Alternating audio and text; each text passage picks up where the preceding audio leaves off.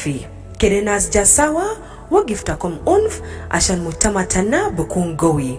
رسالة دي جبولتكم من إذاعة آي راديو وآي ميديا البيدامو لحملة 16 يوم من النشاط البيستمر لحد يوم 10 ديسمبر 2025 يوم تهوغو. You're listening to I Radio, your eye on South Sudan.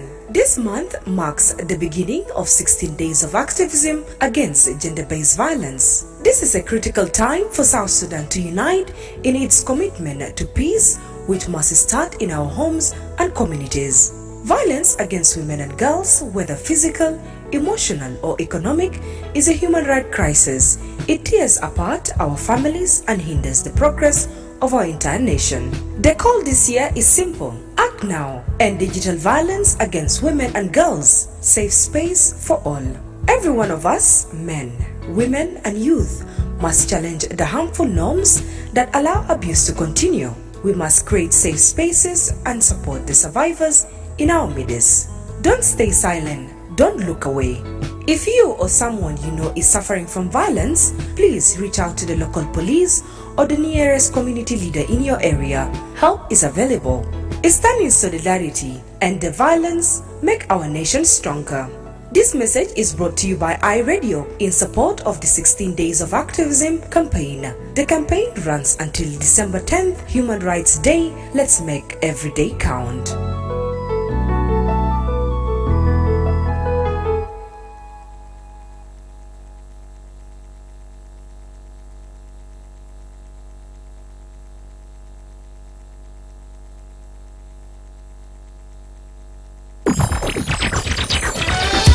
Welcome to the Sundown Show. On this show, we bring you the movers and shakers of South Sudan and the world over. We engage in debates and discussions that unearth the stories behind the news. And we have our light moments too by chit-chatting about issues that affect our day-to-day life. Stay right here on the Sundown. Join in and be part of the show on iRadio, your eye on South Sudan.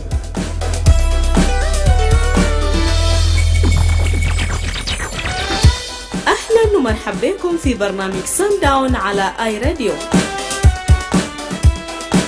في البرنامج ده بنستضيف شخصيات بارزة ومؤثرة من جنوب السودان ومن حول العالم، وبنتحدث معاهم عن القضايا اللي بتهم بلدنا وبتأثر على حياتنا. كمان بنتطرق في القصص خلف الأخبار وبنتبادل الأحاديث الخفيفة عن حياتنا اليومية. شاركونا، كونوا جزء من البرنامج فقط على آي راديو، عينك على جنوب السودان. Hello and welcome to the Sundown Show on our radio with me, Madrama James. Today we begin the show with the courtesy visit of Mr. Ladu Lukakalege, the chairperson of the South Sudan National Chamber of Commerce, Industry and Agriculture, and other stakeholders who pay courtesy visit to the Nyakron Custom market in the atmosphere of the Monday's December 2025 fire outbreak. But before we listen to the government official, let's have a look at some of the losses encountered by the traders who are originated from South Sudan and other nations. اسم تاعي الويل جيمس مريال. أنا جيت أنا عندي سالون في جوا سوقين من 2018. أنا كان في جوا سوقين. سوق بعد حرق لقوا أنا قفلوا دكاكين تانينا. أنا رجع بيت. لما بقى ورول أنا كلام تسوق حرقوا. أنا جا جاري عشان أنا بجالا قدو دكاكين تانينا. أنا لقوا دكاكين تانينا كله حرقوا. ما في حاجة زول قدر طلع برا من جوا دكانته. أنا بقى جاي انتظر من حكومة تانينا عشان بورينا طريقة لأننا بقدر جاني بيه في بداية السنة دي عنده. بقى خبر جلا أننا مبارك على أي زول جاني في محلته كان عنده استطاع كلي أعمله في محلته وشلا زينكي بمشي بيه زمن تاني تشهر 12 ناس بجاينه شنو بجامل نفسه. أنا بقى أسي في كلام بتاع زول باينه في دكانته شنو بعمله قرار يا طلع قالي دير فتوسيكا دير أي زول كلامني محلته بتوب ده بتاع لاندلورد بتاع سيدوات ببني محلته بتوب يلا أنينا الحاجات أنينا حرقوا جوا قروش بسيطة تلاقتوا حرقوا جوا أي حاجة حرقوا أنينا بنعملوا شنو أنا يوم ماسكين عيالنا أنا لو قاعد ناكل عيالنا أنا بمشي وين زاد نبدو من وين ولا أنا بعمل شنو حكومة أنا طالبين بس إنه محلاتنا ده خلنا ندوقوا في زنكي خلينا نمشوا أيام بتاعنا بتاع شهر 12 ده لحد أيام الجاي لو في قرار تكون دار طلع أنا بجي أسمع لكن هسه في زمن زي ده ضيق زي ده أنا بروح وين أنا بعمل شنو قرار الجديد لو نفسه باسر مزول زي تبدأ كيف قرار ده لو نفسه باسر بانينا لأنه زمن البجاء بنسوق بلغو زمن تا موسم تا إيد كالاسو زمن البجاء بنسوق بلغو ذاته إنت برو تاني بدا من وين عشان تباكلوا يا تاكي ما في قروش تاني أجار كله كهربو أنينا ببدا من وين حاجة ده باسر بينا شديد أنا الناس اللي جات أنينا كهربو يلا بطريقة القصير طبعا ده حاصل بارو في الجدام بتاعيتا بناشد شنو بزار من الحكومة القومي وكمان حكومة بتاع ولاية وكمان السيتي كانسل. أنا بناشد أنا بونسو قالي حكومة زمن تا كسر أسد زمن تا بونا يتكونجي ونسو ما بيجا كلا أنينا دوغو زين كياتي مهل تانينا مساعدات تكون دار سادو أنينا سيتي كانسل جيجا شيلو قروش من أنينا كل شهر إن شاء الله كان بيجا قروش تا مطافي قروش تا شنو قروش زيدو ذاته بيجا برا من هاد ومن جيشيلو قروش أنينا جي ودي زيدا زمن حاسي ده زمن ومن بوقفوا بانينا سيتي كانسل غرفة تجارية الناس كله كلو وقفوا بانينا في زمن ده عشان قروش أنينا جي كان جي طلع لو من ده كلو من سادو أنينا بيو كمان إن شاء الله كان بيجا كيس يدوزل بحبة كرسي واحد ولا اثنين كرسي إنت بيجاني في مالتك إنت بتجو قلبك إنت بيصلى مالتك إنت برجع قريته شوية ورا لكن هسه ده ما في طريقة أنا تعبانين. Okay, yan an mi jam tong manja koy ko gabi ping tong manja so kenen ta wo ke geten an chol Sidonia ajang baraj ana lui fi su custom ten ana lui melayat kujalaka culture so su ka chaptin di chien deptin achin ke dong ten wo everything achi jalaben so wo akuma ke ku tiejen ayo ku tie tu jinen ba wo kon ka ko konyin wo ku die ko we ba ka te wo ka chin ka konke ku wi ku e wet bazinki ba pia ten wo bu dug nyende ci menden wan ku barana nyu ja tim dai na ya ku mangi ka ko kwa jiriya ga chin ka bi wok la tuen ke loy ke ngwen bu wa ja ko nga ye yo ka yirer ara kum di ene ku wi ku na ja ka be ba ka te wo ka chin ku konke ten wo ga liu e wet bazinki ba pia ci menden wan bu du ka tie kwai jen ku wi ku so ene wedi kan akuma bu wallo ko nangi ka chin ku bu ko ku bu lo ko ku bi wo jo ka bu ja lo ben bu ko ka yirer gandu ene miskela dien en kele we ga kuma kuna bi we mun ka dil den ku chok den ku nom den a chu ku kayo so bu ko sunda bu ko pin chan pen tiar ku ro ci ben ko chin de le woktin man mene riere e wo real yom to ben bu beneten o ga ben e chan e chin du den ni de dinatin ko kuma achu kai loben ena chi wo ga ta bu ko ga ben bi be ko na me ko kuma ka chin ga lewo so shukran en kan lewe.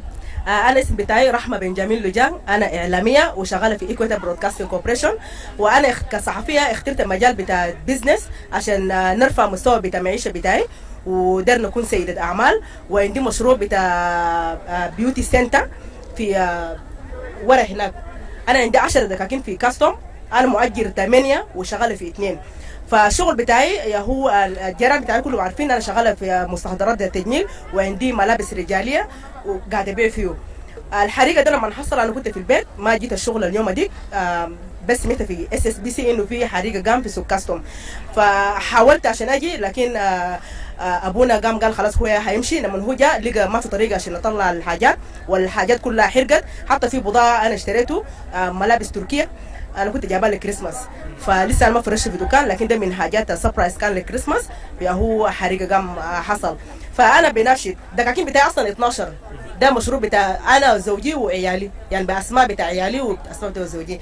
10 ده كله حرق الباقي 2 بس في الجهة اللي هناك النار ما مسكوا ديل لكن 10 ده كله حرق ف يعني ده خسارة كبير بالنسبة لنا. نعم متى بناشد بذات شنو من حكومة القومي ولاية وكمان سيتي كانسل؟ أول شيء أنا مبسوطة بالزيارة بتاع مسؤولين بتاعنا ابتداء بهونربل دوت مياردي و بناء بتاع كول مانيان وحسا رئيس الغرفه التجاريه وكل المسؤولين ابن جفن بتاعنا بتاع سنترال ايكوتوريا ايمانويل عادل انطوني. ده بدي حب للتاجر بانه فعلا المسؤولين هم يعني واقفين معانا، وده تضامن للتجار اللي فقدوا. فالتجار هنا في السوق طبعا احنا ما عندنا قبيله بتاعنا كله هنا ناس بزنس، اذا كنت صومالي ولا سوداني ولا يوغندي ولا كيني ولا نيجيري ولا ساوث سودانيس، احنا كلنا ناس بتاع بزنس. فاحنا دايرين تعويض شامل، والتعويض كمان يعني انا حاسه لمست حاجه، فمعظم الناس بيقولوا التعويض ده خليه يكون للناس اللي عندهم بضاعه واتحرق. اوكي، الناس اللي عندهم دكاكين البنوا دكاكين والناس اللي اجروا مصيرهم شنو؟ فالتعويض ده انا بناشد الحكومه يكون تعويض شامل، يعني الزول اللي عنده دكان ومؤجر لزول وحرق، والزول اللي عنده بضاعه، عشان انا اقدر ابني دكان تاني والناس ده شنو يقدر ياجروا. لكن اذا دعمته مثلا طرف واحد وخليته الثاني هيكون في ظلم. وانا كبزنس ومن ممكن اقول كده عندي بطاقه بتاع بزنس، انا بدفع قروش لريفينيو، وده كله ارقام بتاع الدكاكين، ده ارقام بتاع الدكاكين حقي انا كنت عملته يا ده كله، ده الحرق والماء الحرق هو بس 2. فده خساره كبير. انا يا ريت بطالب انه مثلا لو في تعويض يكون تعويض شامل، تعويض للناس اللي عندهم بضاعه وتعويض لاصحاب الدكاكين. الاغراض ده من زمان لو كان ادونا تصريح انه نبنوا بكونكريت بيلدينج كنا بدينا، لكن قالوا لا ما يبنوا كونكريت يعملوا تمبرر، يا ده خساره كبير. فنحن بنطالب بتعويض، وطبعا المطالبه ده بتاع التعويض ده يعني ده الصوت بتاع التجار كله، وانا لقيت فرصه عشان اتكلم في الميديا نيابه عنه، فانا بطالب بانه يكون في تعويض شامل لكل الطرفين. Alright, I'm by name Faida Jacqueline. I started business a long time ago. I think I'm now like 11 years. I started business when this market was a little bit small. I will use normal call it like old market. I was dealing with ladies' clothes, dresses, skirts, tops, and wedding gowns. How did this particular fire outbreak affected your businesses? It's actually affected my business so much because imagine I struggled like almost 10 to 11 years. Now, with all the struggle, I just got lost like this. Everything's just vanished. And the worst part of it, we blame our government because when this fire outbreak, we try to rescue our thing. When we rescue our thing, you cannot believe the security themselves, they turn against us. Especially me, I rescued my thing. Most of the things I really rescued, I threw them inside the Jamajuba. Then they came with the car. They started packing my things. And they're threatening us. So there's no way I have to leave everything like that. So everything just gone like that. So where after packing those luggages, where have they taken them? We don't know. They just went. We don't know. Up to now? Up to now. I left with nothing up to now. I even don't know who are those people. But others are they in uniform? Yes, others are in uniform, others are not in uniform. Yeah. Now with all these losses, what is that specific message you'd like to share? Because we have seen the senior envoy came here, President passed his message, Governor also came and visited this specific place, and including even City Council and Chamber of Commerce. What do you really want them to do? Okay, first of all, let our government try to secure for us a place for business, especially market. Let them get for us a favorite place whereby we can be able to do our market, and the structures should be like let them build for us a very concrete place for market, so that once incident happen like this, we can able to at least try to avoid. Secondly, we cannot, a very big market cannot be like this without any fire breed. At least let them try to rescue other things. They cannot just see us like this. Secondly, we are here with the City Council. But I came to learn that when this incident happened, some of our representatives from this market tried to call them, the Chamber of Commerce and the City Council, to come and rescue. But they switch off their phones. Those are the things we heard from our colleagues within the market here. So, okay, if something happened like this, these people cannot able to come and rescue us. What does it mean? Tomorrow morning they are coming here, they need money. Every time we are paying. There's nothing that we are just missing from this market. We are really maintaining this market. This market is very expensive. No one knows. We are suffering here so much. But because of course, we want to survive. We have papers. Most of us were graduate. I myself am a graduate, but there's no job. What can I do? Well, those are some of the traders who have lost almost most of their commodities and items at Custom Nyakron Market after the aftermath of the fire outbreak that occurred on a Monday. Let's all equally listen to part 2 of the same that's incident. Ana indi dukan ana gamul fogo graphic designing, ana graphic designer or ana research analyzer also. So haja ale hasil fi sugde u affect ana sedit leanu dukan taita sugde yagia kilubeta igira bayaltai mini rajil tai jere sibu ana jena talata surfi batna ladi ana weledu sugde ya kilo ana sugde yagia fi swana. So ajale ana inu zamani narde wala kan narde ma bi kulu ma bi sil ma be ara gusuk de kulu lakin polisia ma der kilan na ole kubu maya wele sunu nimrait nin sika de amulu kwesi mapping ta suk de tamam lakin anna robutu sika de kulu be sunu kiss. So sika mafi ale sala tirila ta moyo fi asan bidaka sika mafi anna deru jeru be ida polisia ma der de yakani suk de ma be araku ze maslan de anna gom anna giru ale bet kaman gom bet de anna batulu be ida anna angulu moyo be ida anna batulu lakini sala jena aragu jua. So kan suk de ma be aragu ansa ana gikorelo hukuma de kilima sibu anna ze ana hukuma silu rajel tai asa suka aragu jena tai yal tai de be agara kef umone beraba kef magalana maindu waraga marga mal ana indu master fijua lakini sokol mafi. So kuma saidu takumana keli saidu anna be amluro kuba de wara u anna rija wara fi sokol lakini asa kanbiga anna rija teriga ma mulusika aligiro butu kelima robutu sika keli sibusika fadi kan iya haja hasil anna be agdera alagu oni miratalata polisia dezato alikan gisaidu anna de ajade aragu magalara gukulu fiti jali jirantai toto marago lakini kasruba ajade angulu fi arabia ta police ba ita bikore ke silu mon gisilu weni tama bearo na si yal de bigobu da japi ida birua kana ino ita to wili mago budu ida take ita go ser sikil take ke bisilu mini ida take be jadau fi arabia au bisilu fi sector. So ukuma agufta kumanna anna ya wele do ukuma de kilingo budu anna kwes kamane ya jamaa na mtakuta business agar beside osoro butaketa umata kamia ana umata talata iyal wana indu atiminit nasar akuta imutu ukuta imutu asa iyal de kulu fi datai tani de fi jama asa ana marfa ana bidafa tuition fi toke sintai Mary Keji Nelson taban fi sugde nuswan kulu ya jamaa hagiga anna kulu fi sug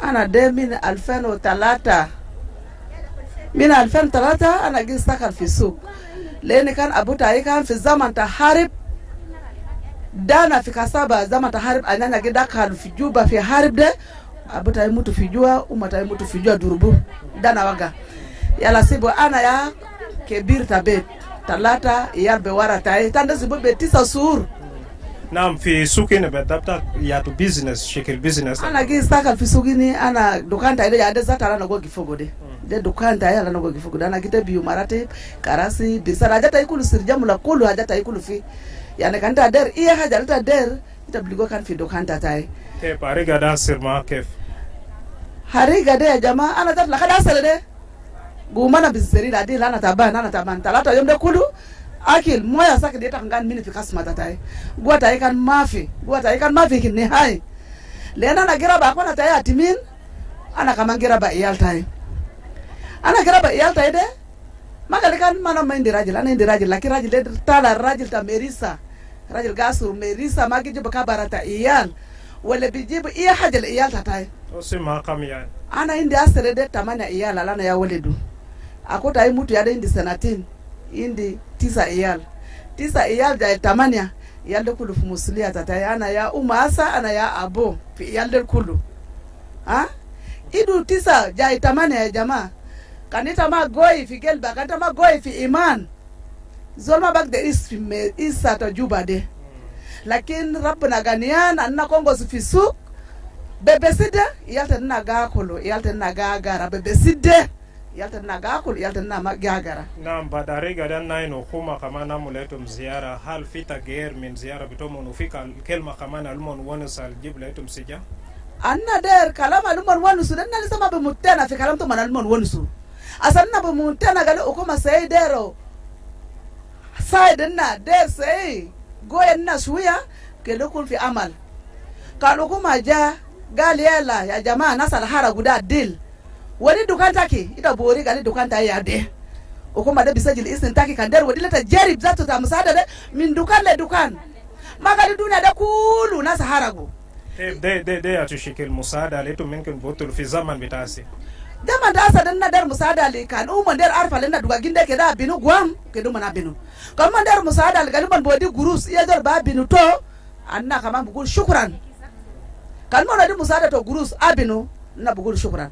Kalma wadi musada asan ita buda taban dukan bukun tatai yala fidol tan ojuru.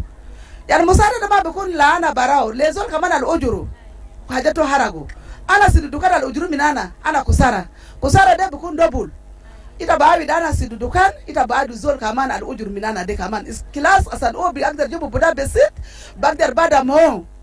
Bagdar badamo. Bismillahirrahmanirrahim. اسمي آدم إدريسي بن محمد.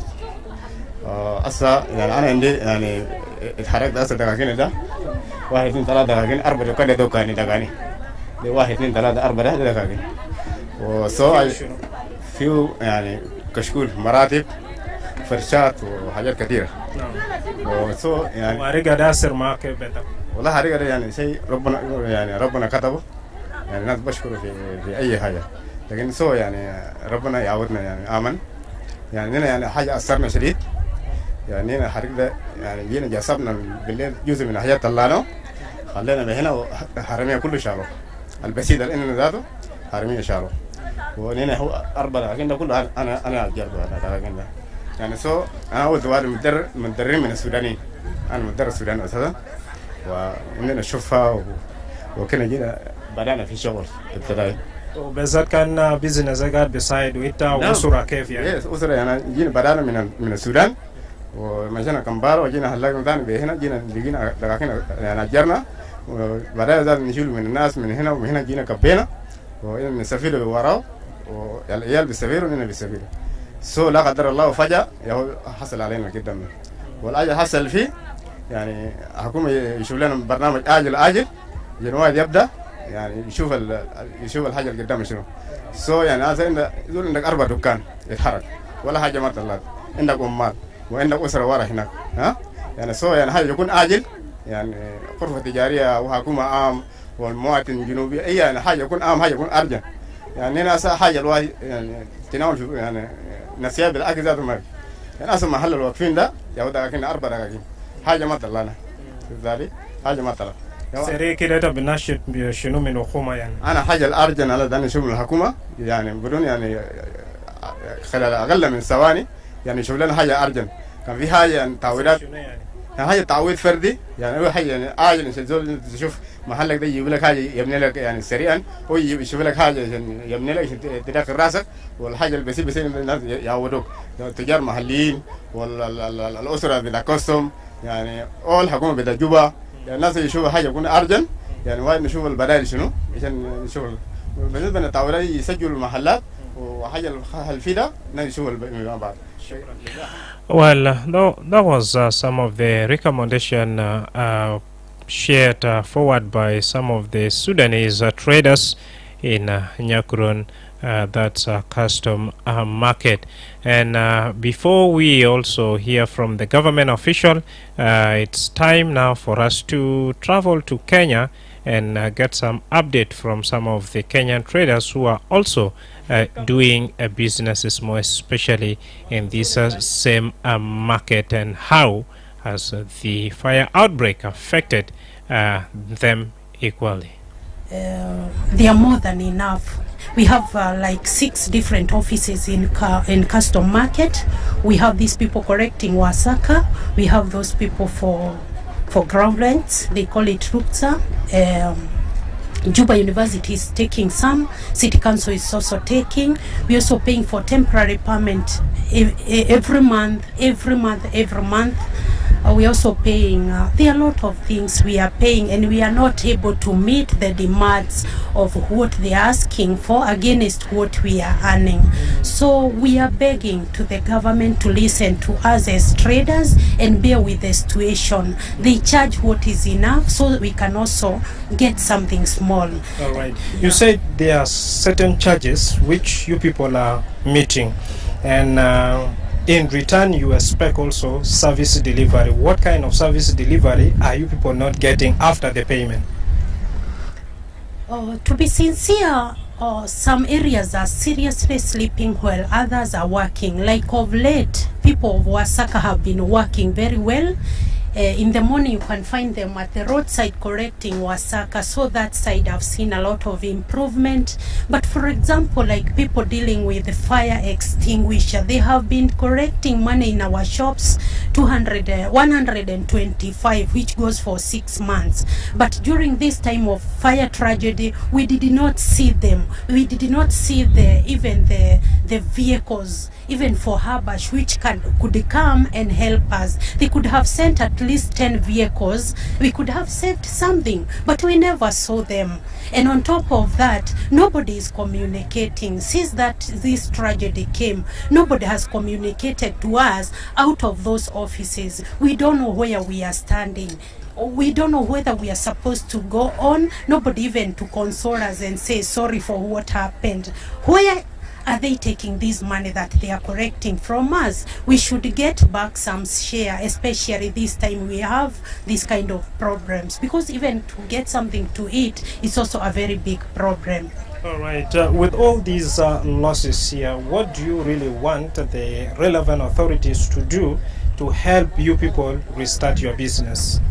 At least if they can recognize those people who had shops, then they give us a go ahead. Whatever small you are remaining with, you can be able to start, even if it's a small building. You put whatever small you have. We have those people who had still luggages on the way. So the luggages are already in Juba, but they don't know where to take them. There are those who are able to at least to save something small. They can also come with it, at least to get something to keep them running. But now we clear the area, then we are told, hold on. We hold on for a day, tomorrow again we hold on. We don't know. We are just waking up, wasting the whole day, the whole night, and our mind is not settled. We are affected mentally, spiritually. We are really down. We really need somebody who can console us. In less than 1 minute, what is your message to the relevant authorities?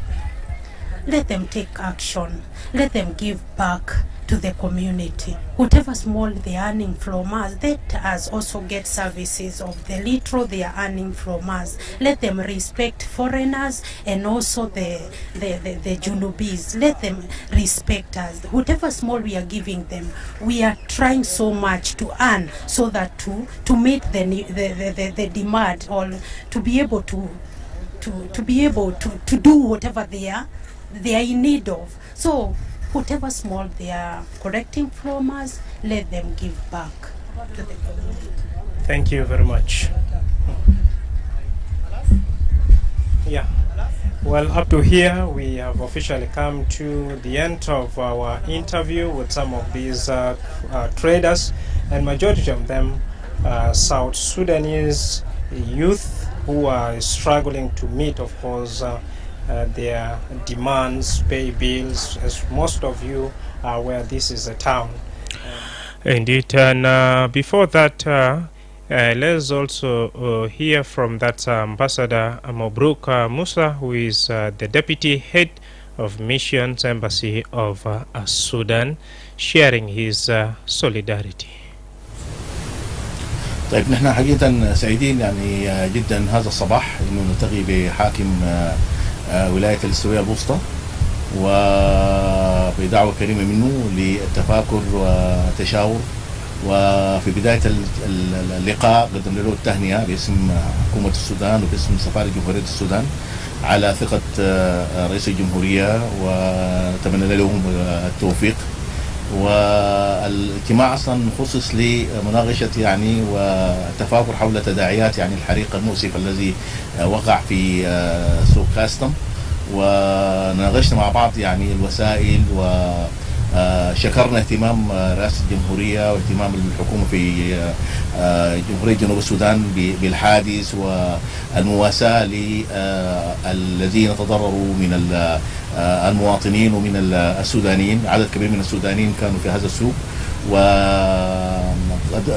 وتبادلنا الأفكار والرؤى حول كيفية الحلول دون وقوع مثل هذه الحوادث في المستقبل. قدم السيد الحاكم يعني رؤى الحكومة في انه كيف انه في المستقبل يكون في حلول جذرية لهذه المسائل، يكون في اسواق آمنة. وكانت فرصة ايضا للتفاكر حول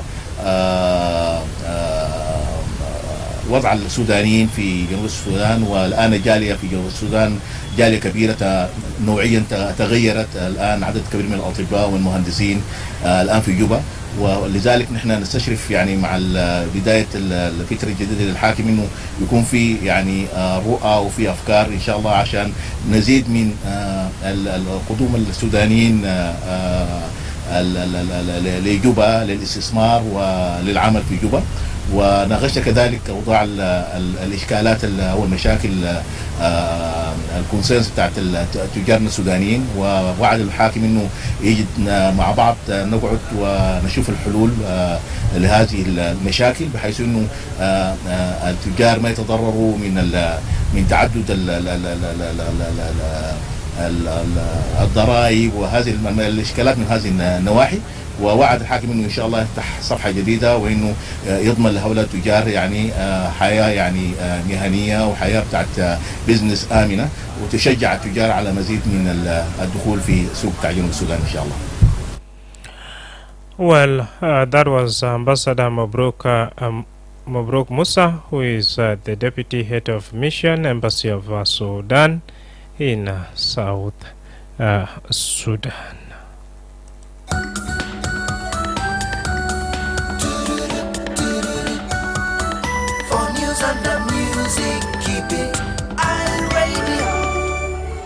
انت في محل بتستحق تكون فيه، خليك مع اي راديو انا تكون في جنوب السودان. خليك هنا في اي راديو انا تكون في جنوب السودان. انت بقدر دايما ونسوا مع اي راديو على نمرة التليفون 0911-986-986 أو يرسل رسالة على نمرة 0913-986-986. Well, it's your turn now to grab that cell phone and dial our studio line 0911-22986-986 in regards to this same fire outbreak that occurred on Monday. A lot of that condolence messages poured in and solidarity, including some of the official visit by the government personnel, including that's a presidential envoy on a special program, and first daughter Aduta Salva Kiir, the governor of Central Equatoria State, the chairperson of that's the Chamber of Commerce, and not forgetting a message coming in from His Excellency President Salva Kiir as well. What's your take? 091122-986-986 after this break. إنتكم بصمة لإذاعة آي راديو إنتكم في جنوب السودان. بيصادف في شهر ده بداية حملة 16 يوم من نشاط ضد عنف القائم على النوع الاجتماعي. ده وقت كويس لجنوب السودان عشان يتحدى في التزام تسلام الكربانة من بيوتنا ومجتمعاتنا. العنف ضد النساوين وبنات إذا كان جسديا أو عاطفيا أو اقتصاديا ده أزمة حقوق إنسان بوقف تقدم تدولة. دعوة ده تسند بسيط كلنا حرك حسي كلنا وقفوا العنف الإلكتروني ضد نساوين وبنات مساحات آمنة للجميع. كده إيه فرد من أن كان دي رجال ولا نسوان ولا شباب كلنا هارب تقاليد البطال البي أسمع بإساءة دي. كلنا كلاغو مساحة آمن وانا بدامو الناجيات في نستتنا.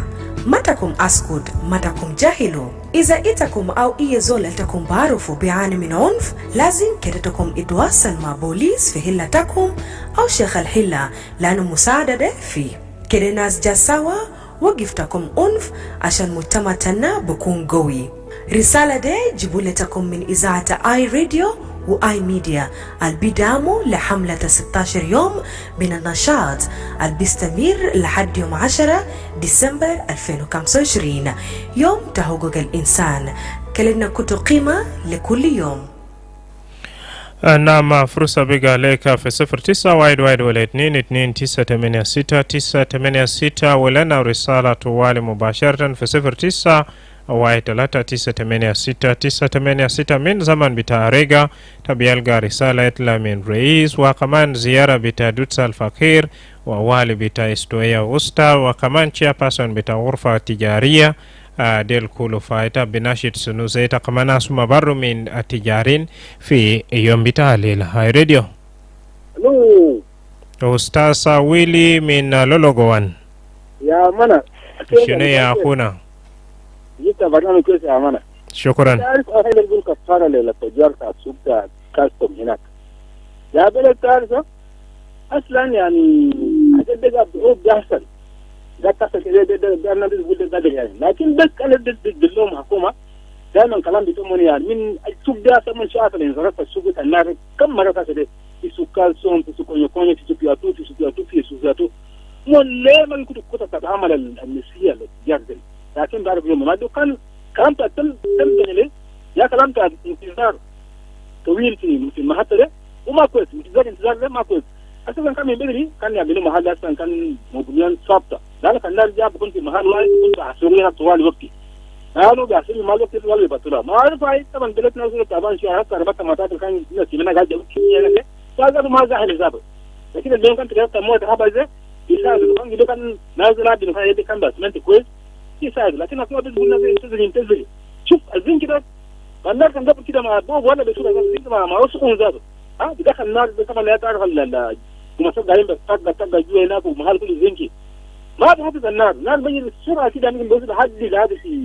مطار زابو من هنا ده شفت كيف؟ الان بيجينا كله لقيت موزن بثمن عشان التفكير مع السوق كان يعملوها كويس بالحجر ومبني تمام كان الناس جاب يكون في محل واحد يلا بقوم الناس يكون يعمل زي المطعم بس فقط لكن كده كان الناس جاب سرعه قبل كان ما يسمى خلينا فوق خلينا تحت قلنا قال لي انا حكومه ده قال لي امشي كفاره لزابو وزابو يبقى خلينا زابو انت تعمل حاجه كده ثابته ما تقول تم زي ما شغال ذاته انتظار ده زمن طويل ده بطل اصلا من سنه كم سوق كاسوم ده من سنه كم ما كان تعمل جيل الجماعه اللي كانوا يبقى اسمنتي ولا من كده كان بيكون سوق قافل تمام يعني 100% لكن انتظار ده كل سنه ذاته اديك لا يا بلد. نعم شكرا أخونا ويلي وسط مشاركة ده طبعا ما هو المرة بيلقى سوق كونيو سوق خاستوم وباقي سوق بارو في داخل جنوب السودان نقاد بارك لكن مشكلة كمان تكتيك بتا سوق تبيلغا مشكلة يعني لو في عريقة وبكون صعب خالي سربية بتمتفع عشان يدخل وكمان يكون بكون موية ويقلل مشاكلات والعريقة القاد باصل فإلا انتبه معنا شنو هاي راديو. نعم رومي جيمس مساء الخير. مساء النور. جبل في سيوسي. مرحب. يا أخوي أنا متواصلين جدا في حاجة العصر في السوق جو سميت أصوات بتاع الناس بلا إنه فعلا الناس زي الشعور بتاع ما تمام حاجة أنا نطلب عنده حكومة حسيت تدير شكل عمليا ما دير بس زيارة وكلام لو حكومة دير يسعى الشعب بتاعه وكلمن يبني الدغاكين دير لو من سريع وكمان برضو قالوا ان يقدم لهم مساعدات بتاعت القروش مساعدات محلية هذه كده عشان يقدر يبني حياة بتاعته بس لو ناس بتتكلم في تلوم هسه ده ما هو كده عشان بالعموم طبعا حد إذا أصلت لكن هسه دير حقوق بتاعت الحكومة ودير حقوق بتاعت الجارين التانيين الممكن الموضوع ده ما خش لهم عشان يساعد الأخوة والأخوان المتعاصرين في هذا الحدث برضو نطلب التجار بتاعنا انه يعني في حاجه لكل شيء كلمن يربط قلوبهم رغم قدر يعني جسديه ما حصل لهم حاجات زي يعني نقول ما وضر اي انسان فهذا حاجه جميله جدا فأنا برضو متعصبين سميناه وقال في عمره أيمين في جلس صغير كده مات هناك متعصبين، لكن قال ربنا يشكر يساعد الحال وأقارب وكمان الإخوة. فده هو حاجة بسيطة أنا ده نقدم كل من يربط قلوبه ربنا بيعوض بطريقة تانية خلاص، لكن كل إنسان برضو يشكر بطريقة من بقدر بيشكر به في وقت الصعب. شكرا جدا. شكرا. هاي راديو. هاي راديو. نعم. ماركو من وو. مرحبا كنا ماركو. نعم تهلا تهلا كيما لامي في سيدي. شكرا جزيلا. نقول كفارة لأخوان التجارين الذين يضرروا.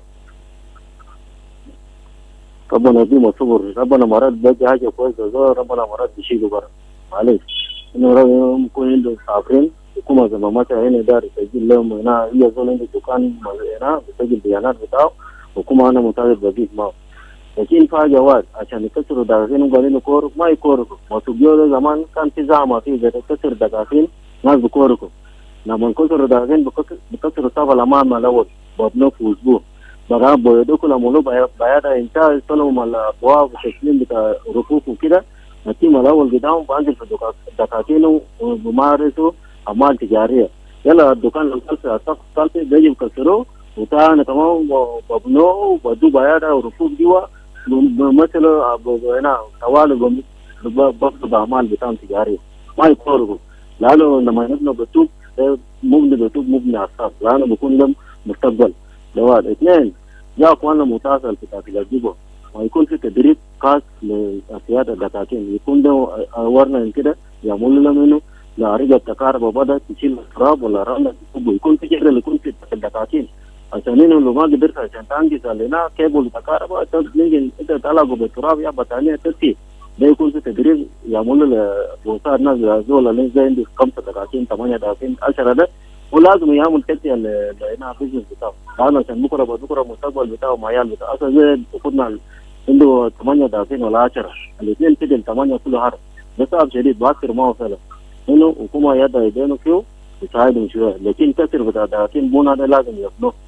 دوات اثنين نرجع للناس اللي قاعدين يبنوا بيشيلوا الإيجار بتاع دكاكين. أزول صاحب البيت ده في أزول المهاجر دكان في صاحب البيت القروش اللي قاعدين يدوك ده انت ما كنت تجيب كده عشان تيجي تبنى دكان لزول، ما لازم يكتروا يدين وما كل حكومة يعمل عليه يعني ما يكتروا دينه. أنا كمان أنا كثير بكلام الكاب لازم انت قروش تاكل تباكل بسيط وانت بتشيل ثاني انت بتكوت تيت، لأنه لو في سنة ثاني بيجي في سيانات للدكان بتاعك بيجي ما قال كل يوم تاكل وتجيب له مشاكل، لأن ده بيزنس. وشكرا لكم ربنا يديهم الصبر وربنا يشال منهم وربنا ثاني لسه يديهم أكثر من ذاك ويكونوا صابرين موقومة ولازم يعملوا تسجيل بديكة لأنه في ناس بيجي بيكشوا عشوة ساعة ونص بقول لهم كان تجار ليس ما عندك رخصة تجارية ما يدوك والجيران قاعد يعرفوا يقولوا هذا يقول لك لا معنا دول ما في ناس عشان الناس ما يعملوا عشوة عشان الحكومة ذات وده ماسك كعب شديد عشان ما يكونوا مولى في الحكومة. وشكرا ربنا يجي يصور لنا وربنا يدوم أكثر من ذلك يجيبوا بدال أكثر من الفارد. لازم الكسر يعملوا ما يكوروا لو عملوا كده بتوب تمام بيكونوا مرتاحين ذلك. شكرا لكم. شكرا. نكان صوت بتاع خونا ماركو. انت بسمع لآي راديو انا تكون في جنوب السودان. Well, indeed, you are on South Sudan. If in case you have just joined us, you are listening to the Sundown Show on I Radio with me, Madrama James, and we are taking a look at the visit of Mr. Ladu Lukaklege, the chairperson of the South Sudan National Chamber of Commerce, Industry and Agriculture, and other stakeholders who pay courtesy visit today to Nyakron and Custom Market in the aftermath of the Monday's December 2025 fire outbreak.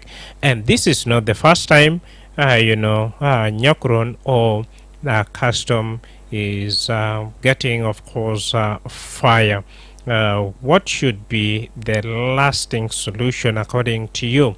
And number two, these casual businesses or the small initiative parents and guidance are carrying on, supporting and paying bills of their beloved one. طبعا جدال بسيط ومهاد وابواد القاد بعمل في سوق ده قاد بسايد بأسرة بتوم فعلا لو حصل بس هريقة زي ده يوم وايد كلاس بيزنس الفي الناس ما من جزء من الناس سنين قاد بها في سوق جروس باردو لهم نلقى في دكان في دكان برو تيب لو جروس كلاس انتا بودا انتا يعني بكون خسارات كالس وتيب ناس الكمان قاعد بيهيش ما شكل معيشة بلقوا من شكل بيزنس زدد الهلول بكون أشنو ناس ما من ده هاي راديو نعم ارجع في 09 وايد ولا 2 9 8 6 9 8 6 هاي راديو.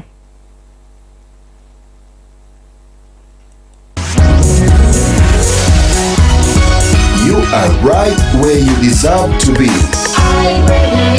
Your eye on South Sudan. نعم هاي راديو. Yes sir. Good evening Ustaz Satul Fuk. Absolutely, this is Metal Fuk, yeah. How are you doing my brother?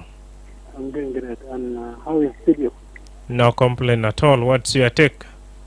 Madrama, البروجرام جبت معنا البروجرام في المالو وأنا بقول لهم نفس عن حاجات بتاعهم طلبوا بالعادات الثلاثة يوم الفات. أنا شغل ده يعني فوق تأخير شديد، لكن يعني بالنسبة بتاعي لازم يكون بتاع جنوب السودان يجيب على الرباط بتاع مطافي ده فوين المرواية، لأنه لو كان فوقه عربات بتاع مطافي كان ما في التأثير زي التأثير الناس بتاعنا قاعد الفوق ده. نمرة 2 لازم الوزارة الهاوس ما ينلان عمل فلان عشان شارع دل فلاسم ولا شارع قصير، لازم عشان الشارع يكون شارع يكون شارع ما شاء الله عشان لازم يكون عربية بمشي فوقه، لكن لو شارع سوق شارع بتاع سوق ما يعني عربية ما بمشي فوقه لأنه زي عريقة كان الأكل ده يعني يكون صعب، لأنه الكلام ده يعني أنا شايف وده خطأ من الجهة المسؤول للأراضي وجهة المسؤول للفاير بريجيد، لازم يكون أنت إنه عشان يجيب العربات، لأنه ده العاصمة بتاع جنوب السودان واسمه بتاع دولة. لو ما في العربات بتاع مطافي ممكن دولة بتاع دولة لازم يكون دولة عندهم الحاجات زي المطافي وكمان تنظيم أراضي، لأنه التنظيم بتاع أراضي لازم في المال، لأنه التنظيم بتاع أراضي ده عملوه بشكل ما صحيح، لازم يكون يعني وزارة القومي وزارة بتاع الولاية عندي وعمل انتماء عشان يكون عامل سوق ده يعني يكون عرض بتاع سوق يكون تماما عشان يكون الشوارع بتاع سوق في المعلوم عشان ما في الحاجات زي ده، عشان لو في حاجة زي عريقة عشان يكون في تجاه يعني يكون ناس يعني عامل موجود عشان يكون يعني ما في مشكلة زي الكسارة ده زي ده. ثانيا للمساعدة من الحكومة يا أخوانا، المساعدة بتاع الحكومة أنا متأكد المساعدة ده ما في يعني يكون المساعدة بيجي من الحكومة عشان يساعد تجار بتاع الجنوبيين، لأنه هناك المال ده فوق الناس كثيرين، والناس الكثيرين ده جزء يعني ناس الترابيز وجزء الناس بتاع دكاكين، لكن لو الناس بتاع دكاكين هذا واجه زي المساعدة، هل الناس اللي بتاع الترابيز بدهم مساعدة؟ لازم يعني يكون عمل تكفية عشان عمل الحاجات يعني يكون في المال زي التقسيم بتاع أراضي، ده أهم حاجة. القبال الناس دل أرجع في الشغل بتاعهم. الرابع لازم عشان يكون على زنكار القاعد تقدر عشان يكون المهندسين بيجي بطريقة الحكومة عشان يعملوا المساعدة للناس دل وخلهم القروش عشان يوديهم للناس دل. لو توديهم القروش للناس التجارين دل في باقي التجارين ما بقى القروش عشان خير عشان اعمل الزنكار ده القاعد تقدر عشان اعمل على ركوبات للناس دل عشان يكون الزول اللي بعمل حاجة بعدين بمشي بالطريق بتاعه ويشوف الحاجة زي راس مال بتاعه عشان يكون الشغل بتاعه برجع زي زمان. لكن يعني آخر ما في لازم عشان يكون في شنو في تعميم بتاع السوق. لازم الناس شغالين في السوق ده خاصة ناس القهوات.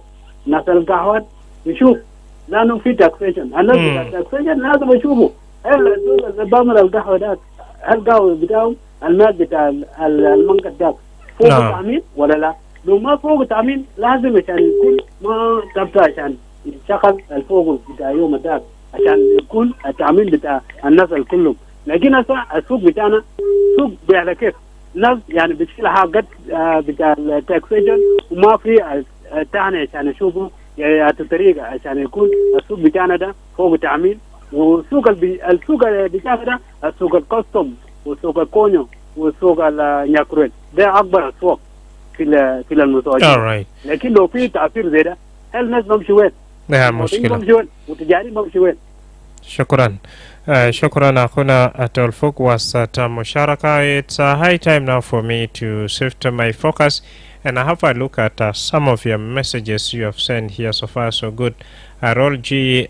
Bol is suggesting that if he is to be a government official, he could clear up all the bills, paying each with a maximum that he or she must push on hustling for these particular days and the hardship people are going through. A text coming in from Juma Arcangelo call that he wished one day people of South Sudan will be free and smile away from this suffering. And away from that, Arcangelo, a text coming in from Lokeliri, he's having a couple of suggestions here. One, that the market is to be built in a standard manner with blocks, not these are semi-permanent or temporary structures. Second suggestion, issues of that blocking road side inside a market with wheelbarrow should immediately stop, and the city council must have a strong system of organizing the market during working hours with the police. Electricity must be maintained properly to avoid any that's misconduct. Up to here, dear listener, we have come to the end of our conversation, focusing on the courtesy visit of Mr. Ladu Lukak Lege, who is the chairperson of Chamber of Commerce. I've been your host, Madrama James. Big up to Awan Moses and Darlington Moses, guys behind our social media coverage, and not forgetting you, our active listeners.